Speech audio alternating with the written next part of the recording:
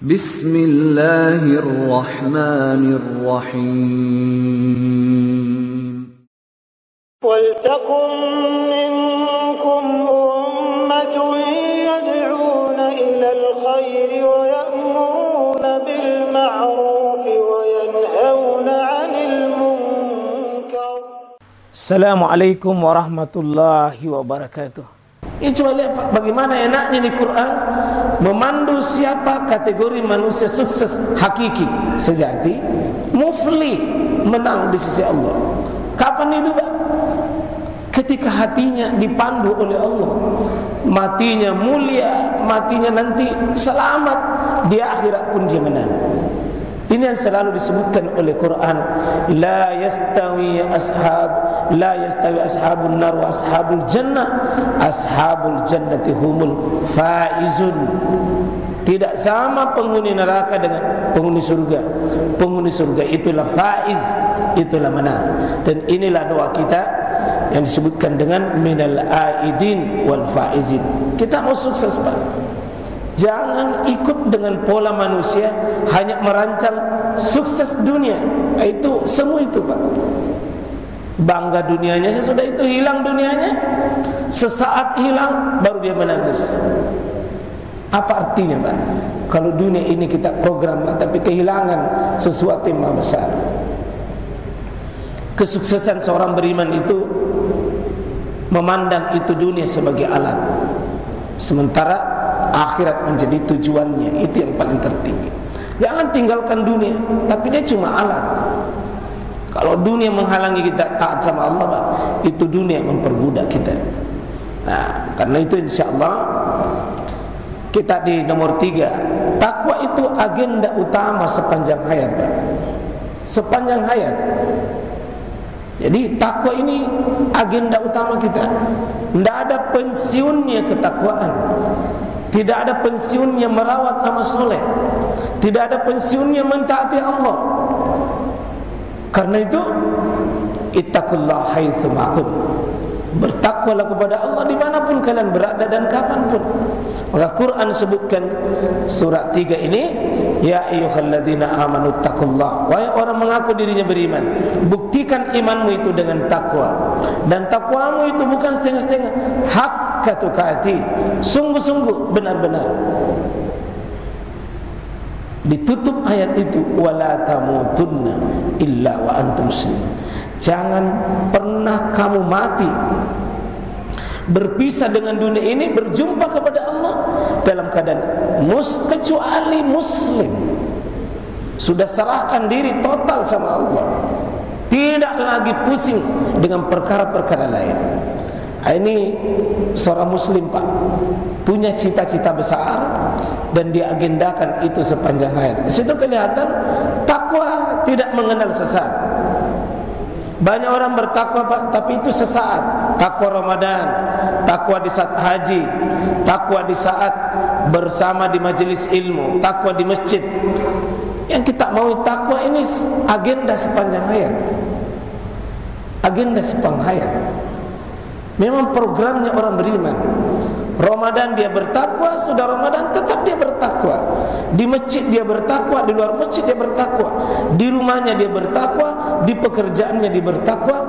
Itu agenda sepanjang hayat. Programnya tidak mengenal berhenti. Kata Allah Subhanahu wa taala, wa'bud rabbaka hatta ya'tiyakal yaqin.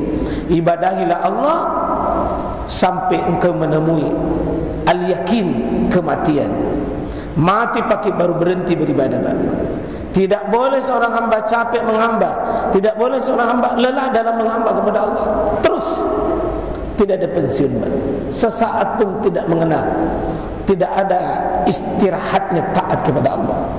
Mungkin memang punya nanti cara dan yang bisa bervariasi Pak. Ya, bisa bervariasi.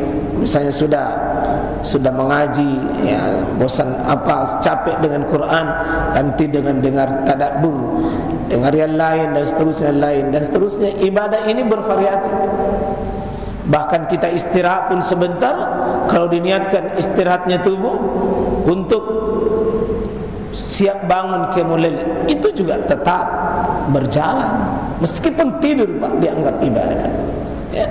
Kita pergi mencari duniawi itu tetap program ketakwaan.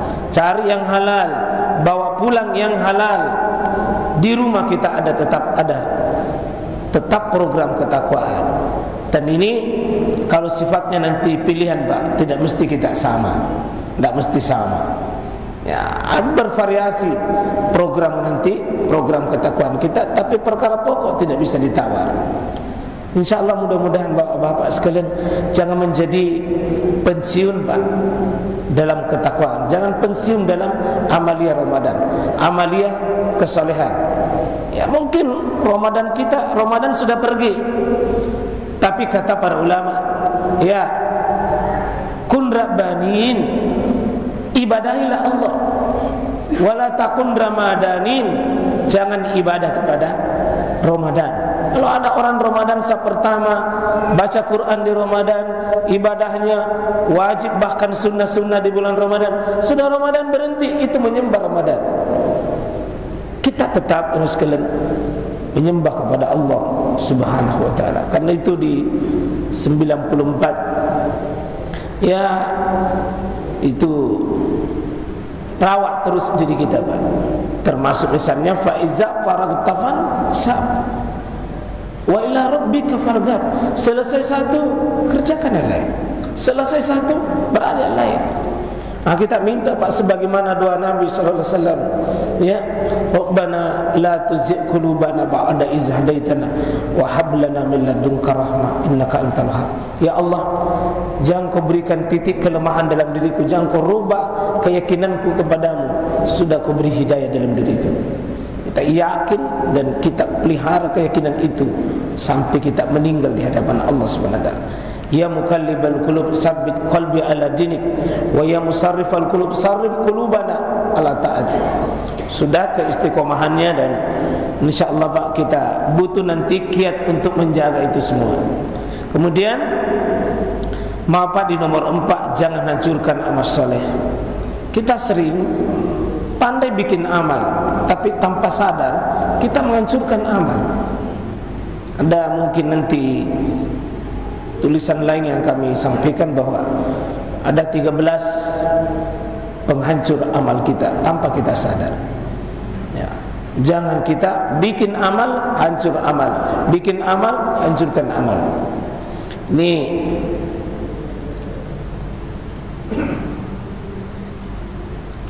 disebutkan oleh Allah Subhanahu wa taala, ni wala takunu kallati naqadat ghazlaha min ba'di quwwatin angkatha. Ya. Jangan kamu menjadi seperti orang yang naqadat ghazlaha, yang mengurai, yang membongkar itu benang-benang yang sudah ditenun, Pak. Min ba'di quwwatin angkasa. Sudah ditenun, jadi dibongkar lagi. Sindiran Quran katakan wala takunu kallati naqadat ghazlaha. Jangan kau seperti tukang tenun. Jangan kau seperti tukang tenun yang membongkar sesudah, yang dirawat baik-baik sampainya kita habis. Jangan menjadi sudah dipelihara, sudah dikerjakan, dibongkar. Ya. Nanti butuh Pak, dan bahkan saya melihat ayat-ayat Quran periode pertama Nabi terima itu adalah hampir semua perawatan amal. Sebelum beramal Nabi sudah diajarkan itu, jangan hancurkan amal. Ya. Apa yang pertama, seperti Quran mengatakan, ya la in asyrakta la yahbatanna amaluka. Jika engkau berbuat syirik, hampir semua amalmu. Di syirik itu Pak, pantangan paling tertinggi itu penghancur amal. Karena la yahbatanna amalu, hancur amalmu itu kalau kau jatuh dalam syirik. Baik syiriknya dalam perkataan, syiriknya nanti dalam perbuatan, dan syiriknya nanti dalam keyakinan. Dan ini ada penjabaran ulama tentang masalah ini. Mana kategori syirik perkataan, syirik perbuatan, dan syirik keyakinan. Dan jangan kita bikin amal tapi sebenarnya hancur kita punya amal.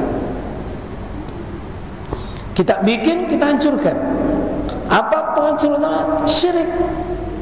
Syirik itu penghancur.